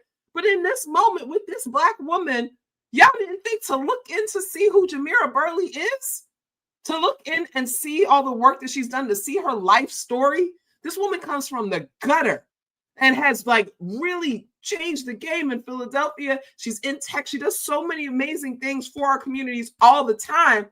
You didn't even think to extend her any grace to just say, let me just send her a message and say, sis, this is the wrong picture. Yeah. Instead, people leaned into this call out culture and this just antagonistic way of being that they should reserve for white men and decided to do it to this sister. What are we doing here? So, like, I was so upset, sis. I was just like, what are we doing here? It's a picture. Yeah. She didn't cost anybody their job. She didn't harm anybody. She didn't kill anybody. It's a goddamn picture. She wasn't fundraising behind it. She wasn't fundraising behind it. She wasn't doing nothing. And y'all spent all day dragging her. Where are we? So here's the thing. I didn't see that. I love the fact that you were able to read this sister's resume, but you shouldn't even have to read her resume for people to say, this goes back to, in an anti-Black world, I don't have time to remove dignity from another Black person. So what I'm saying is, if my starting point is I love Black people regardless, period, right? Then what's the motivation to drag this woman that I don't know, right? For something like you said, a simple offense. And so this is why I tell people, you've got to love Black people on purpose. A lot of Negroes are gotta love. Oh, stop saying it. You gotta love Black people on purpose. And so many people were not raised to do that. You have brown skin, but you were not raised to love Black people on purpose. You were not raised to have an undying love for your people. Like Kwame Ture told us, is the only way that we will see freedom. You play your goth music and you say Black people, but you were not raised to love Black people. I'm sorry, y'all, but nah. Now we gotta have this conversation, sis. Yeah, but see, so that's what I'm saying though. So if your first reach is to do that, then that lets me know that you've not figured out how to love us. Because that shouldn't have been your and there's a good chance you don't love yourself. There you go. There's a good chance you don't love yourself as a Black person in this world. It's a good chance you've internalized the white supremacy as well. It's a good chance you ain't got shit else to do with your life but sit online and attack another black woman for an honest goddamn mistake. Yep. And that's that. Now, this is a good question. Wait, we got a good question. But if we don't know someone, how do we approach messaging them, keeping in mind parasocial relationships? I'm going to say this. I love you, Diane. You shut the fuck up. That's it. That's your answer. That's your answer. You ain't got to say nothing. You don't have to say anything. So you don't have to say anything. I done got activated. This is a part 2 conversation. Come on. First of all, until we gonna make this long. I know, but I'm just saying people are delusional if they think they can get accountability with people they don't know in the first damn place. You ain't in community with people, so how dare you think you can hold them accountable for anything? You don't know them. You ain't been around them. You don't know what their breath smells like. How dare you, in all of your white supremacist hubris, think that you have the right to hold anybody accountable and you don't fucking know them? I'm never getting monetized, and I don't give a good goddamn. We are talking about our lives right now. Yeah. We're talking about freedom right now. And how dare we get online and sit here and attack other black women in a world that hates us? 300,000 black women lost their jobs this year. There are 60,000 missing black women and girls, and you want to go online and fucking attack the system because you put the wrong picture? Go work for the fucking CIA because you're doing their work for them any goddamn way. And you can catch this shit however you want to catch it. I'm 46 goddamn years old. I know better than you. I'm internationally known. You're nothing. And that's how I feel in this moment.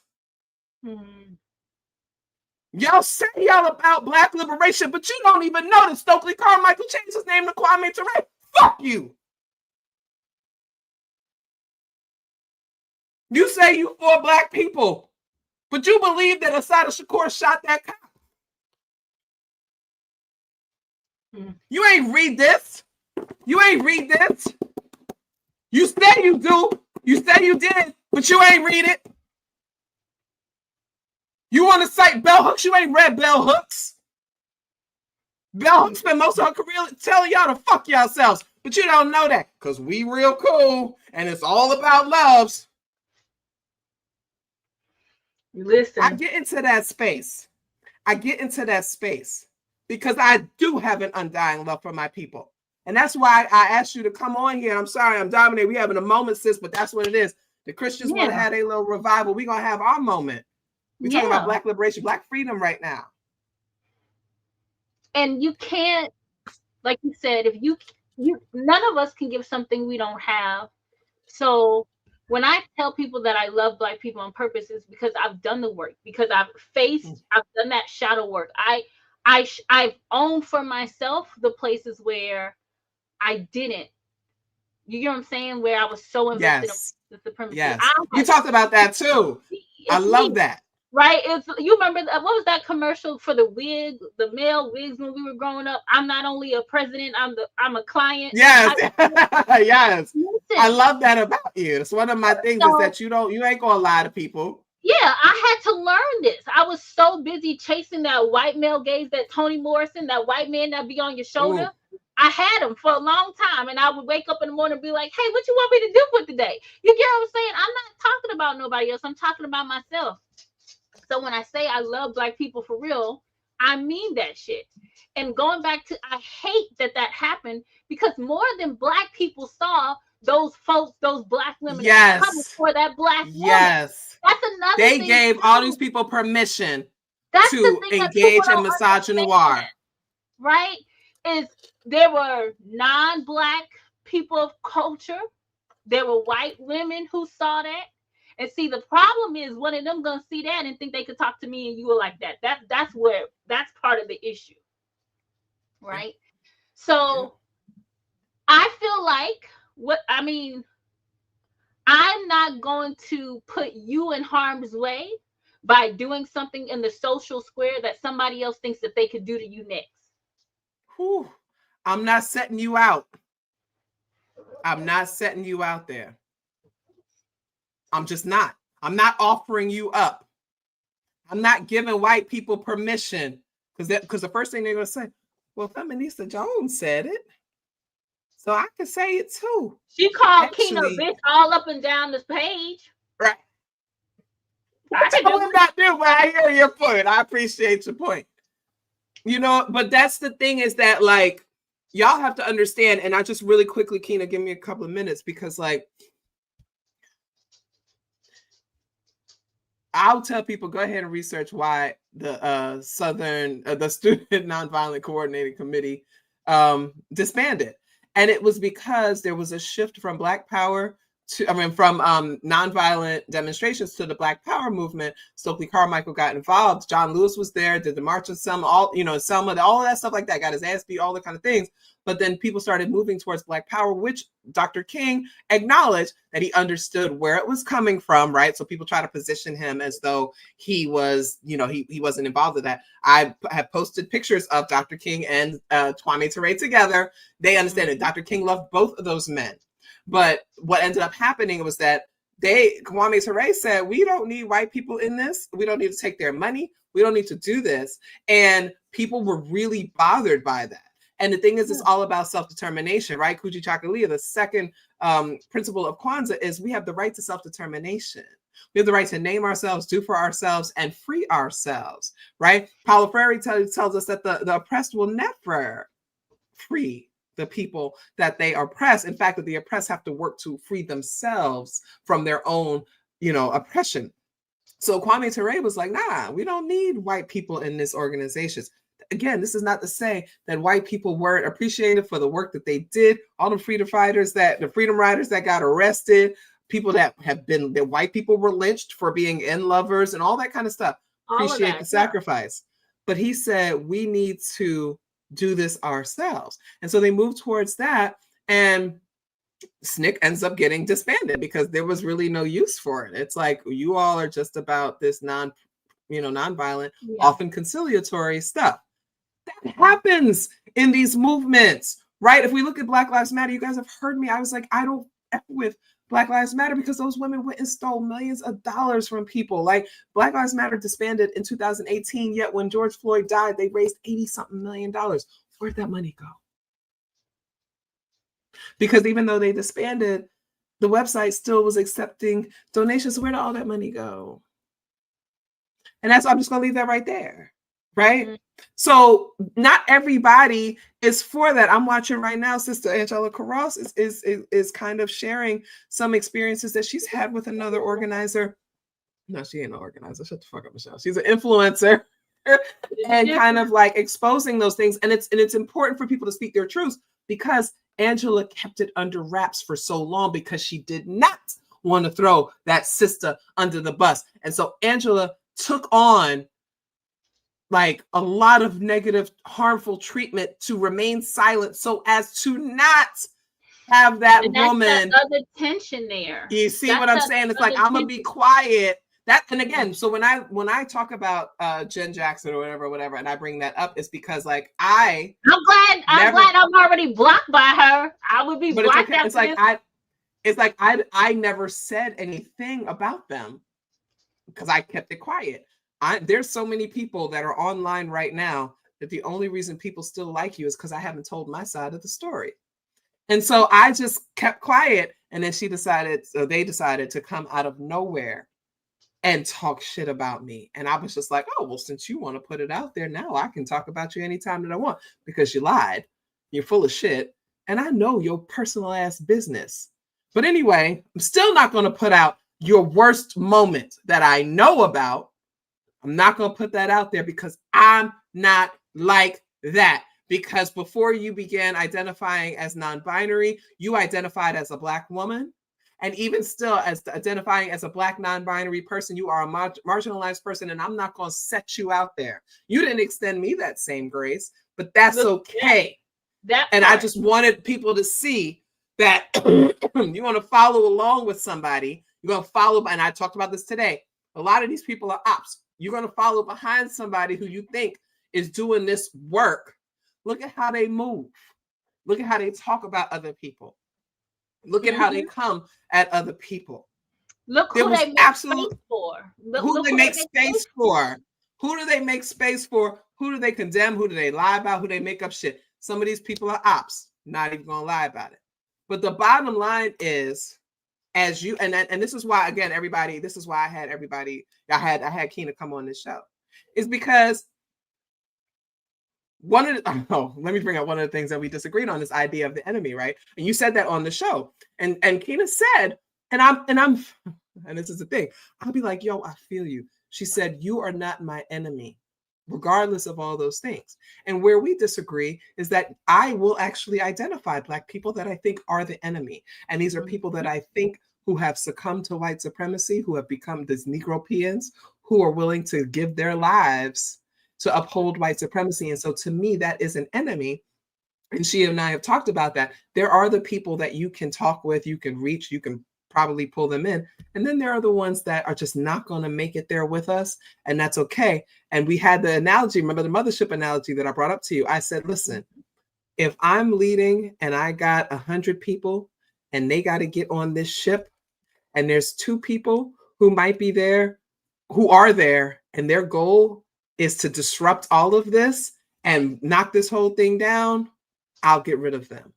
They're not coming with us. I'll take 98 with me, and I will get rid of them to preserve the 98, rather than spend my time allowing those 2 people to come on the mothership and then trying to convince them that they need to be with us. No, I'm sorry. You're not worth that risk. I'm sorry. I got 98 people to save.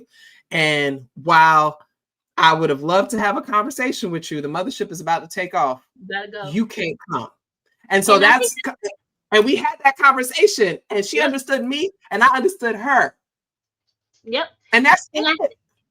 And so part of unlearning those tenets of, again, whiteness and supremacy, like if we're taught through an American lens, through the Western lens, through whiteness, that the individual is the most important voice, then when we get into our most Blackest and African of self, we recognize the significance of the community. So when you say that, my mind goes to, and this is why we need you. And you see what I'm saying? Because we have to, we create balance for each other, right? That's another thing. So I can't cancel you out and say, oh, well, you believe that some Black people are the enemy. You're wrong. We disagree. That's it. No, actually, iron sharpens iron. And then you need me in the room because I need to be like, hey, like there's some people over there on the corner. Like, let's just check in. We cannot. If we're talking about Black young men killing themselves, if we're talking about the opioid crisis that is attacking Black men in the South, all of the shit we have to go through, I have no time to harass a Black woman on the internet about what picture she didn't post. Like that's where this is where I'm at. Like, Negro, and that's it. And that's it. You ain't got shit else to do.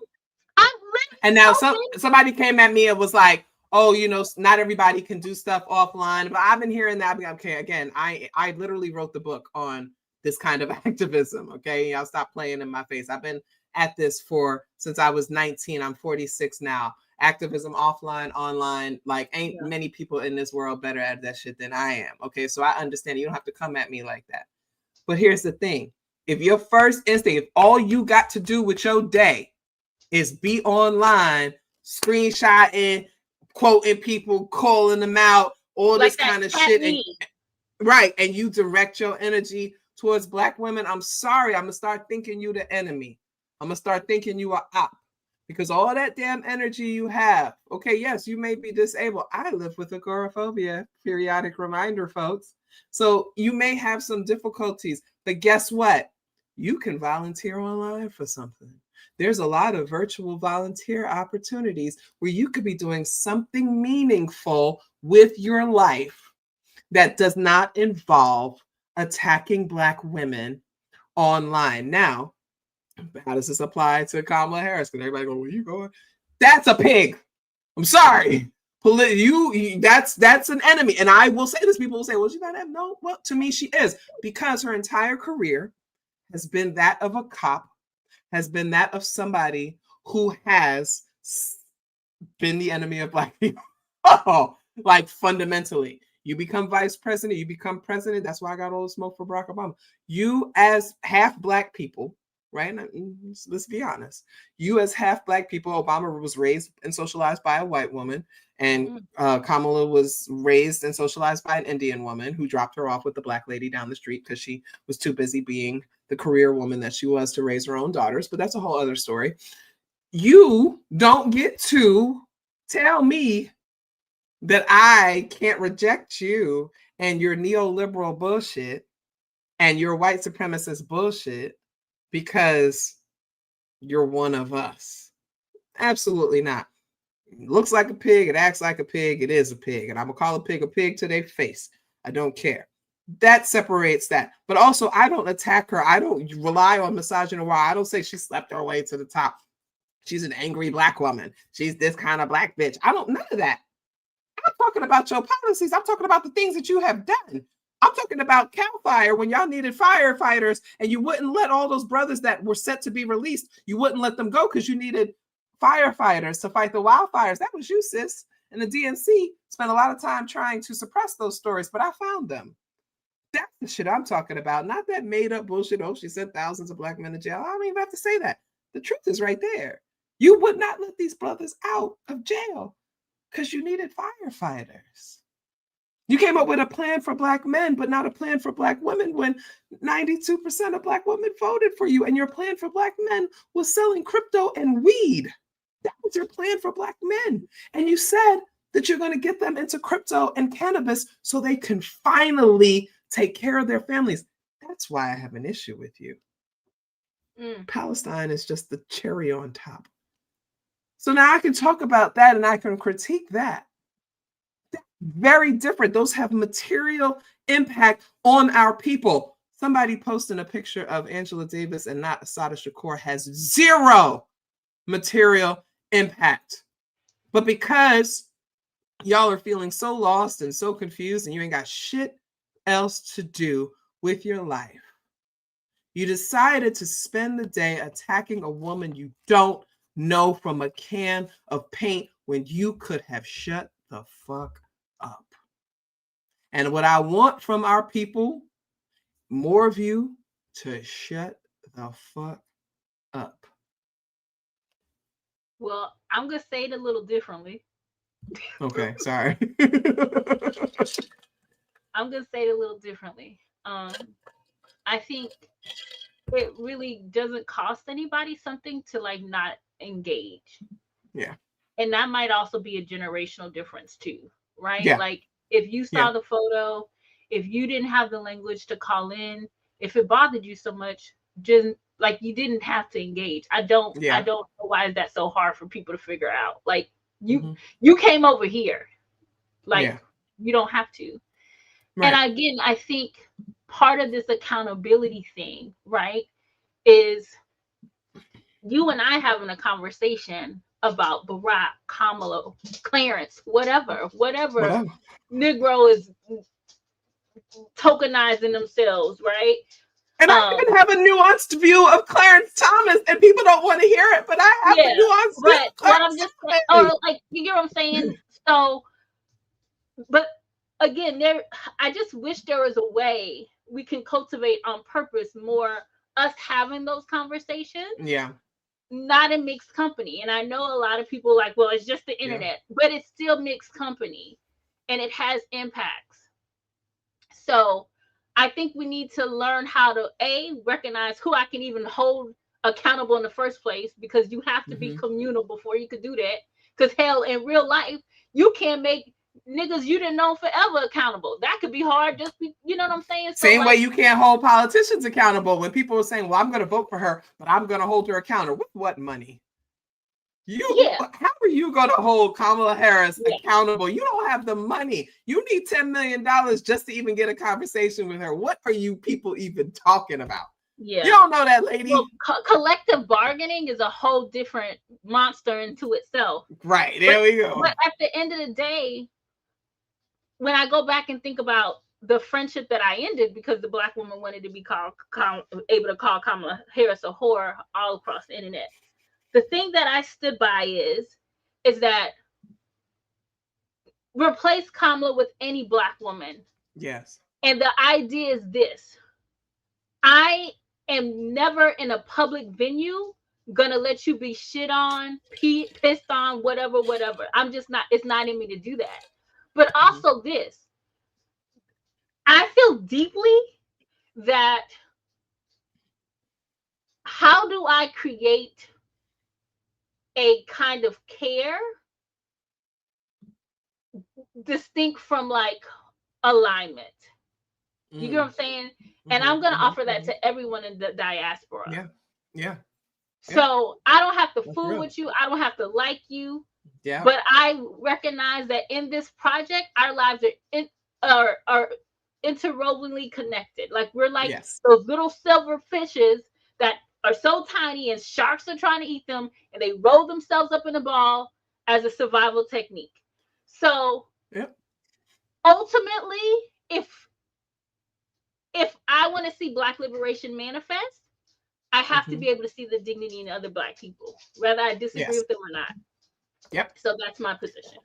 Erin says she's got private security for those who would hold her accountable. Her husband is providing pro bono legal services for Donald Trump. Okay, he's a partner in the law firm that does Trump's legal work for them for free. So he's got something. They've got something on them. Okay, just want to put that out there. I know people don't think too deeply about that, but Trump has got something on Doug, and that's why they're again with that. Sis, I appreciate you so much. We have like usually I try to keep this short, but this was a conversation that needed to be had, and they needed to hear these things that you were saying, and I needed to get this shit off my chest. And I appreciate you so very much. You are now a friend of the show. You are always welcome back. We will be happy and honored to have you come back to talk about some things in the future. Let's stay connected. Let's keep talking. You all, please follow her at Divesting from Whiteness and the Anti-Blackness Reader. Either one of those, you can follow her on Instagram, Threads, all the meta platforms, everything like that. This is Kina. She's amazing. And I really appreciate you. I'm going to send you to the back now. You can go if you'd like to.